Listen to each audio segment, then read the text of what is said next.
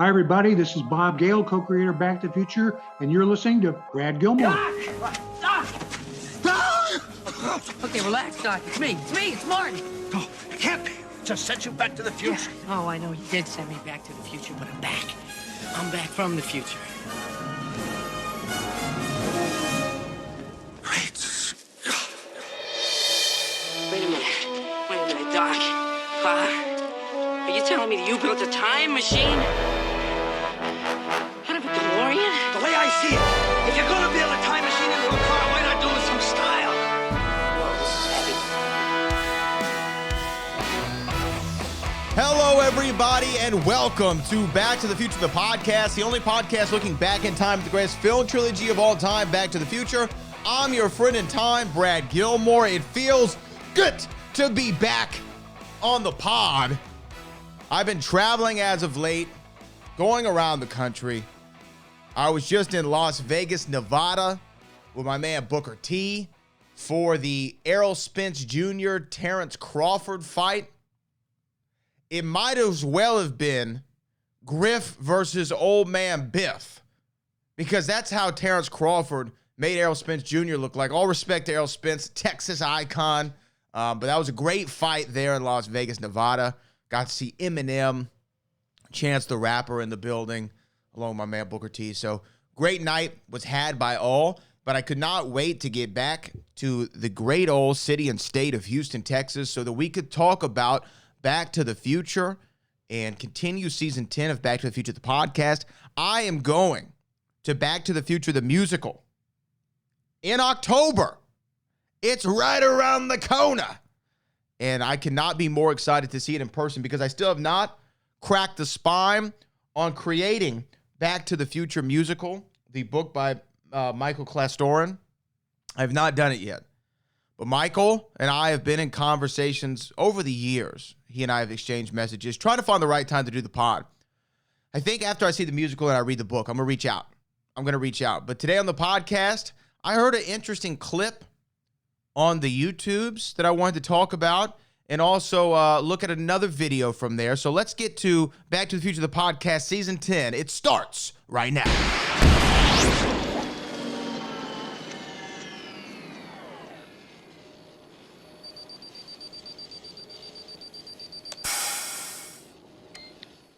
So one of my favorite pastimes, as I'm sure it is for a lot of you, is looking at YouTube. I spend an inordinate amount of time on YouTube, going from clip to clip to clip. I actually listen to most of my podcasts now through YouTube. I don't do it through the podcast apps anymore, which, by the way, all Gilmore Media properties will soon have a visual element to them on the official YouTube channel. There's more information to come about that. We're launching several new podcasts. And you know what? I'm gonna take the time to actually say this. If you are out there listening to this show, my pinheads, the world round, if you have an idea, or you've always wanted to do a podcast, or you have a current podcast and would like to be a part of Gilmore Media in the new network that we're launching, that is an all-encompassing entertainment platform, shoot me an email, brad@gilmoremediallc.com, and we can talk. I would love to have you. I'd love to explore the conversations. If you want to start a podcast, you have a podcast, hit me up and we can talk if you're interested. But when I'm on YouTube, obviously my feed is always filled with Back to the Future stuff. And, you know, the algorithms populate different things at different times. When I was in Vegas, I was on the plane and I wanted to find a movie to watch. And so I was looking on Amazon Prime. When I was in the terminal, I downloaded a couple that I hadn't seen in a long time or had never seen at all. One of those movies that I hadn't seen in a long time was Quentin Tarantino's Jackie Brown. So I was watching Quentin's Jackie Brown, which, by the way, if you've never seen, it's great. I'm a big Elmore Leonard novel guy as well. This movie was based on Rum Punch. There's another great movie that Steven Spielberg directed called Out of Sight, starring George Clooney and Jennifer Lopez. Not only in that movie does Jennifer Lopez look incredible and probably top 5 most beautiful woman to ever walk the earth, at least stateside, but it's her best acting performance by far. By far. And I think sometimes we think of J-Lo as, oh, yeah, it's Jennifer Lopez. She's like the rom-com lady. This movie, she acts her behind off, and that's saying something. She is so good in that movie. But that's another Elmore Leonard book turned to film that was really great. So I was watching Jackie Brown and started doing a little research on it. I wanted to know more about the making of, and Quentin even had Michael Keaton in that movie, and Michael Keaton plays the same character in Out of Sight and Jackie Brown. I don't think a lot of people know that. It's the same character in both movies, both played by Michael Keaton, even though those two movies have nothing to do with each other other than they're both based on Elmore Leonard novels. The only movie I think Quentin's done based on a different property other than something coming out of his own brain. Jackie Brown was great. Pam Grier was great. Robert Forster was great. Sam Jackson, Robert De Niro. Chris Tucker was in it for a minute as Beaumont. So when I started looking up videos about Jackie Brown, all of a sudden I get bombarded with Quentin Tarantino films. And when that happens, this one, I don't know, is it called a short on YouTube? Yeah, it's called a short. This one short popped up of Quentin Tarantino. And it says Quentin Tarantino picks his perfect movies. So I was like, oh, Quentin Tarantino, one of the greatest directors ever, at least one of the most creative directors ever, who's pretty much, he's released what he considers 9 films, Kill Bill being one full movie, split into 2 parts, but one movie. He's 9 for 9. I mean, the guy really doesn't miss. And Once Upon a Time in Hollywood's probably my favorite movie by him. But I know, everyone out there is like, how does this have to do with Back to the Future? Let's listen to Quentin Tarantino's perfect movies. He said that there are very few perfect movies, and one of them is Texas Chainsaw Massacre. What are the other perfect movies? A perfect movie kind of crosses all aesthetics to one degree or another. Might not be your cup of tea, but there's nothing you can say to bring it down. I think Jaws fits into that. I think The Exorcist. I think Annie Hall. You know, you're always trying to get things to come out perfect in art because it's real difficult in life. Young Frankenstein. Well, why isn't it Frederick Frankenstein? It isn't. It's Frederick Frankenstein. You must be Igor. No, it's pronounced Igor. I could say The Wild Bunch fits into that.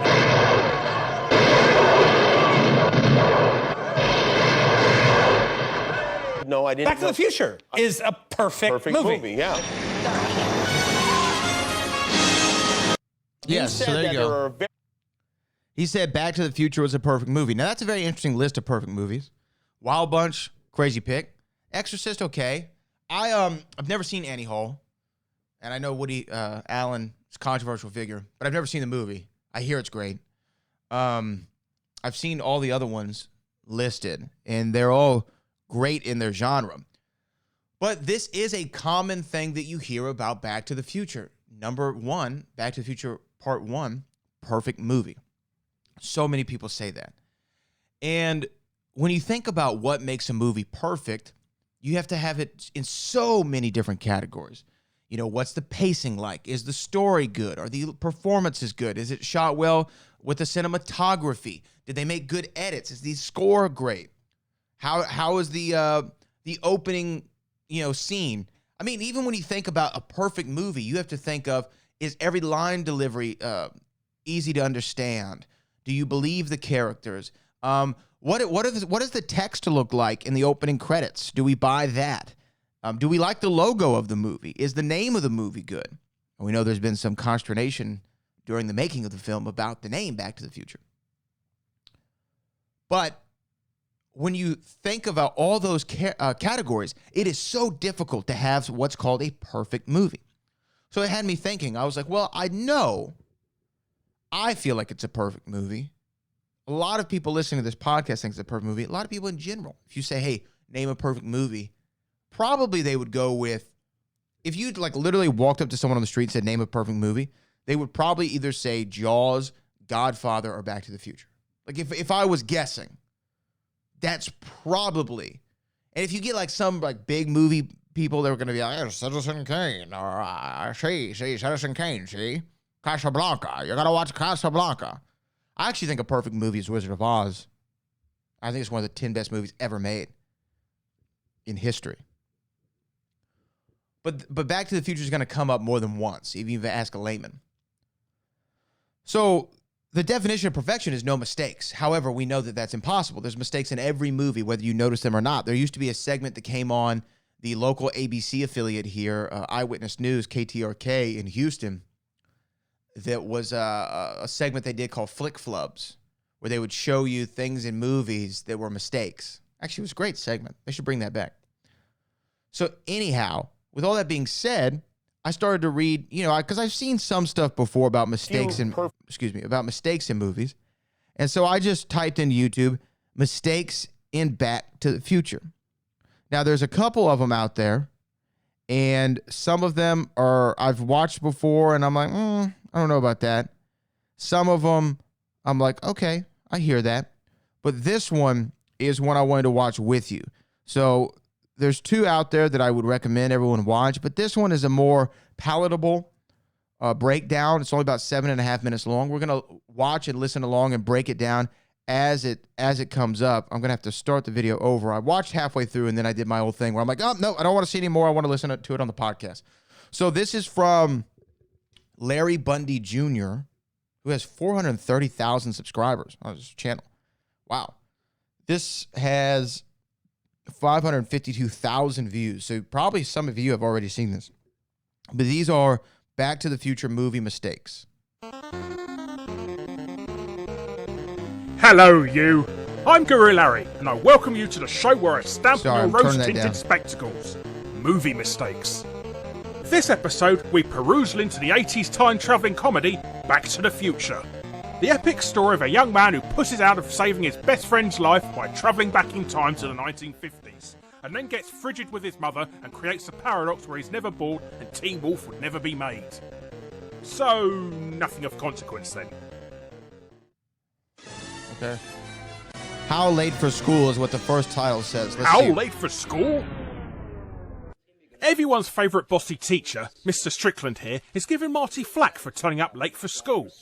But can you really blame him, considering he turns up for school in the middle of the bloody night? So also, that's one dedicated teacher for patrolling halls 24/7. So they were showing the school, if you look at the windows, in the hallway scene when Marty and Jennifer are walking through the hallway and Strickland says, McFly, that's 3 in a row or whatever the line is. You see in the background, in the windows, it's nighttime outside. They're shooting in a real school. Those are real windows. It's not a set. It's nighttime outside. And obviously, even if you know what? Let's think about this. Well, it was daylight when Marty was going to school. Okay. Now, could it be possible to be at a school where it's still dark outside? Yes, it is. A school that I taught at. I was a teacher for a year, short time. And I said, God bless the teachers. But I was a teacher for a short time, and when I was an educator, you have like morning duty, and I was standing out in front of the school in the mornings, and our morning started early. Our morning duty was 6:15 is what we had to be there for, like standing outside, and that school was like 40 minutes from where I lived. That was a grind, man. That was a grind. However, so it can be possible that schools are not bright outside by the time kids get there. But we saw Marty in Doc's lab. We saw him skateboarding throughout the Hill Valley Town Square. This was a movie mistake. Now, why were they shooting at night, you might wonder. People who know, he was shooting Family Ties during the day, and then in the evening hours, he was shooting Back to the Future. Pickup shot. Hey, man, stuff happens. I never noticed it really in the movie. It never really stuck out to me. But when you look at it with a microscope, either one, it's got to stand out. All right, here, let's listen to the next one. Time for a change. Did you know that sending family pets into the future has a chaotic effect of changing matter in front of your very eyes? As in this scene where the doc sends his dog Einstein 1 minute into the future, when he opens the doors to greet him, you can see that he has a standard black LCD stopwatch around his neck. All right. But in the very next shot, where he puts watches together to compare them, it's suddenly turned into an illuminated red stopwatch. Ooh, the dangers of creating paradoxes. Not only can they eliminate your existence, but also drastically change the design of mid-80s timepieces. Okay. That one, if that is what we're looking at, Back to the Future is a perfect movie. Like, if we're looking at, it used a different clock, you know, okay. But sure, that counts. I mean, it counts because we're nitpicking perfection. And that one I can see. Another time-traveling car? If you thought that the DeLorean was the only time-traveling car in Back to the Future, you were wrong. As in this scene where Biff is chasing Marty through the town, he begins the chase driving a 1946 Ford Super Deluxe convertible, but when he begins to close in on young McFly, it suddenly evolved into a 1948 model. Okay. There may have been flying cars in 2015, but they had vehicles that chronologically evolved 60 years before. Well, okay. That one I'm not giving any credence to.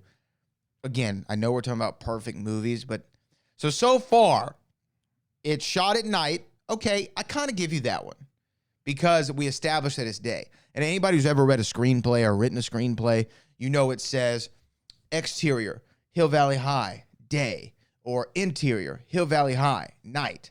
That one I give you. That could change how the screenplay is written. So yeah, maybe that's a mistake. The clock and the cars so far, the clock being a different color and then the car being, in the same scene, a 3-year different model that looks identical. I'm not going to really give them that one. Let's keep going. Number 4. Obvious stunt double. Whoa, hang on a second. Rewind that last clip. That's not Biff driving. Apparently Biff couldn't spare the time to chase Marty in this scene. He was off having some morning coffee with his future self about the sports almanac. Couldn't possibly be his stunt double now, could it? Oh, apparently it is. Yeah, I've seen this scene before. It is in the same scene where they were talking about with the car chasing Marty in 1955 Hill Valley. It's a stunt driver driving the car. And if you look closely, you see it, obviously. That's a mistake. I got to give them that one. I mean, we know there's stunt performers in every movie. It's your job to, camouflage them as best as possible. Most of the time, it's a side shot or a back shot, so you don't see their face. This one, you do clearly see his face if you zoom in, but it's such a half a second. It's hard for me to say it's a mistake, but it is. I mean, it is by the technical definition. It's hard for me to do this podcast because I love this movie so much. I love all these movies so much. To say there's anything wrong with them is hard for me to do. But if we're looking at the technical definition of mistakes, that's a mistake.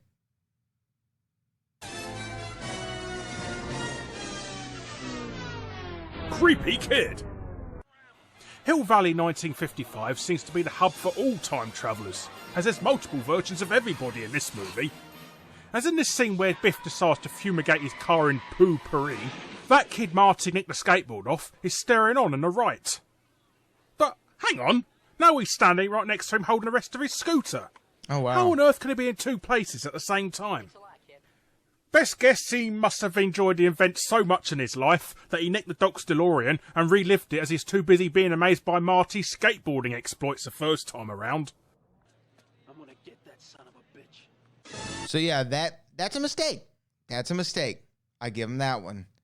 Because you see the kid Marty makes the scooter a skateboard. He's walking next to the manure truck and then he's right next to Marty. Small, nitpicky. I would never see it in a million years. By technical definition, mistake.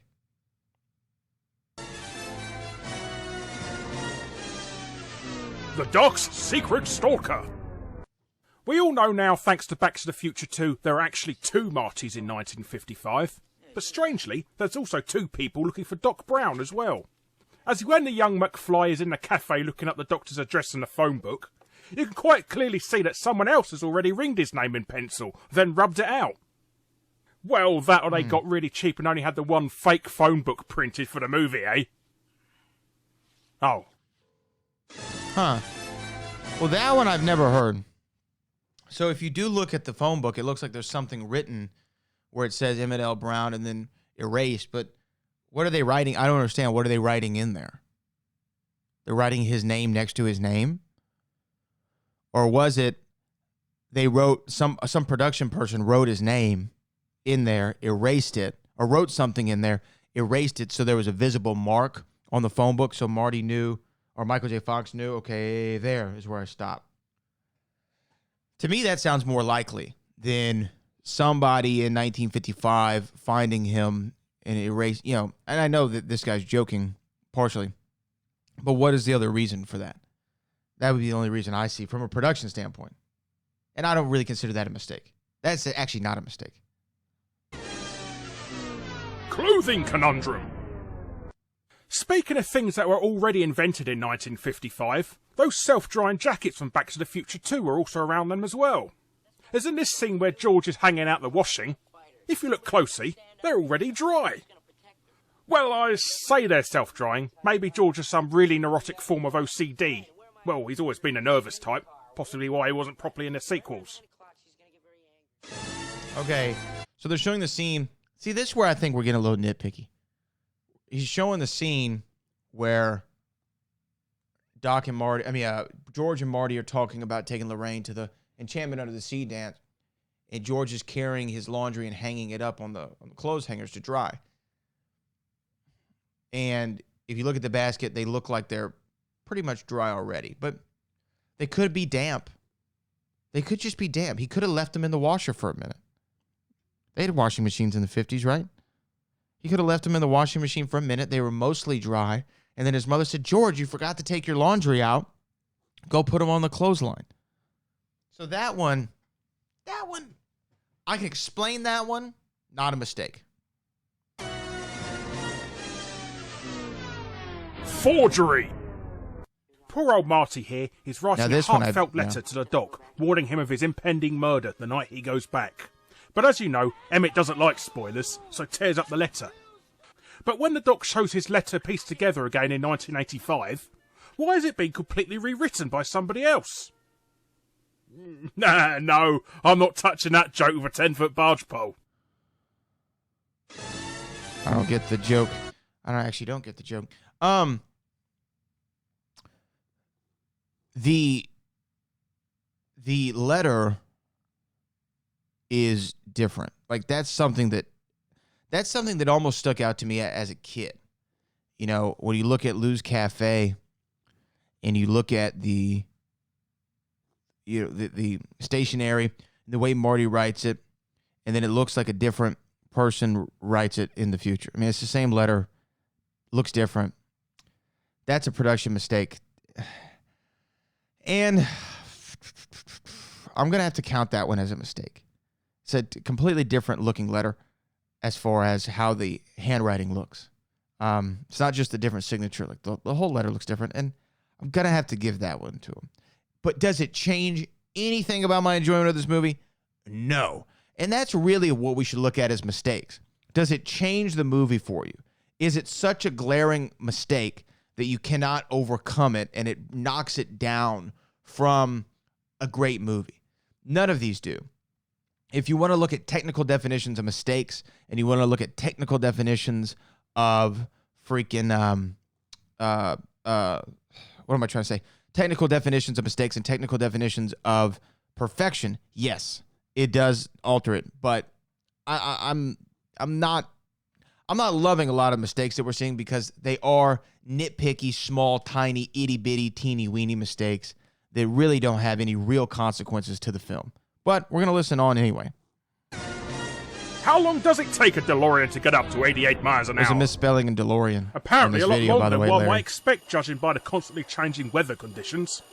As in this scene where Marty takes the run up to hit the lightning. Well, let's count together. Wet here. Wet here. Wet here. Dry. Wet.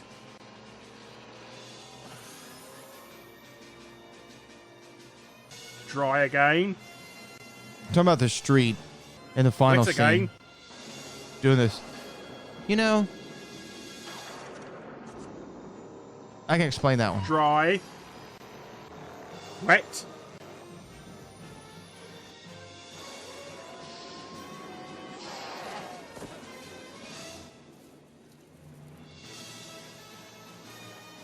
Dry, then wet again immediately.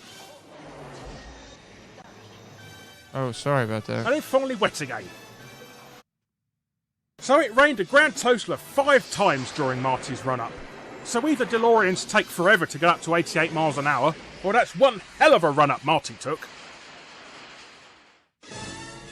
All right. That one, I give you. It's a little strange when you look at it like that. Doctor Who? I think this is the last And one. last, but not least, we've already been through Not Biff trying to run over Marty in 1955. But back in 1985, we now have Not Doc driving the DeLorean. That's where he's had one of his face changes like he does in the sequel. Is that not Doc? And to wrap Oh, it all wow. up, how about a nice view of a crew member's head in a reflection of the license plate? Nice. Okay. So, in this last one, again, it has Doc as a stuntman in... But that's it for this episode of Oh, Movie thank you. Mistake. Doc is got a stuntman in the car when pulling into the McFly family driveway back in 1985 at the end of the movie when he goes over the trash and fills up Mr. Fusion. And you can briefly see something in the license plate of the DeLorean because it has that it's the reflective one from the future. But really, can you tell it's a crew member's head? I'd have to look again. It's no James Bond Man with the Golden Gun where you see the entire crew in a mirror. So I'm gonna have to let that one. I'm gonna have to let that one go as well. But again, Larry Bundy Jr., if these are your mistakes from the film, it's a perfect movie. I agree with Quentin. It is perfection. You can nitpick Back to the Future all you want. And you can find small little things, as you can with any film if you look at it with X-ray vision. But Back to the Future has always been regarded as one of the greatest movies of all time. And I feel it is in that class. I wouldn't have the same list Quentin has, but I appreciate Quentin for saying Back to the Future is a perfect movie. What do you all think? Is Back to the Future perfect? Do you agree? Do you disagree? I think that we all probably agree. Are there mistakes that Larry didn't cover that you've always noticed? Or the mistakes from 2 and 3 that you'd like to hear us break down? Shoot me a tweet at Brad Gilmore. As always, leave us a review or a rating. That always helps the podcast out strongly and greatly. So we'd appreciate it.